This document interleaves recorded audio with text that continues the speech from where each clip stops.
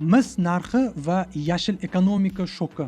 Sanoatni tomiri hisoblangan mis 2026-yil yanvarda tarixiy cho'qqiga chiqdi. Ya'ni 1 tonna mis $14,5 ming baholandi. Bu fond bozoridagi xomashyo sektorida misli ko'rilmagan holat. AI data centerlar va elektromobillarga talabni oshishi misga bo'lgan talabni juda ham oshirib yubordi. Tahlilchilar buni yangi neft davri deb atamoqda. Bozorga yangi qon Private Equity, ya'ni xususiy investitsiyani rekordi. 2025-yilning yakuniga ko'ra eng katta take private, ya'ni kompaniyani birjadan sotib olib, xususiy qilishga kelishuv imzolandi. Bu Electronic Arts o'yin giganti rekord $55 milliard ga sotildi.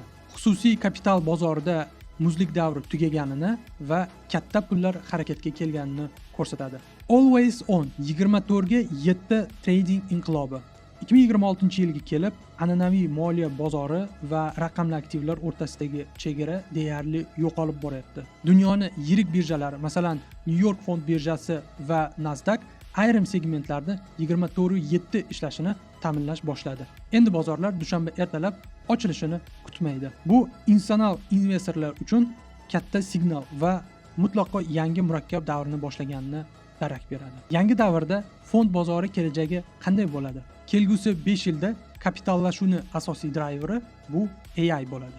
Hozirgi Apple, Nvidia yoki Microsoft kabi kompaniyalar o'rnini endi AI gigant kompaniyalari egallashni boshlaydi. Tokenizatsiya fond birjalarini tubdan o'zgartiradi. Blockchain texnologiyasi yordamida aksiyalar 24/7 savdo qilinadigan token infrastrukturasiga o'tadi. 2030-yilga borib Hindiston va Janubiy Sharqiy Osiyo mamlakatlarining umumiy market cap'i Yevropadan o'tib ketish prognoz qilinmoqda.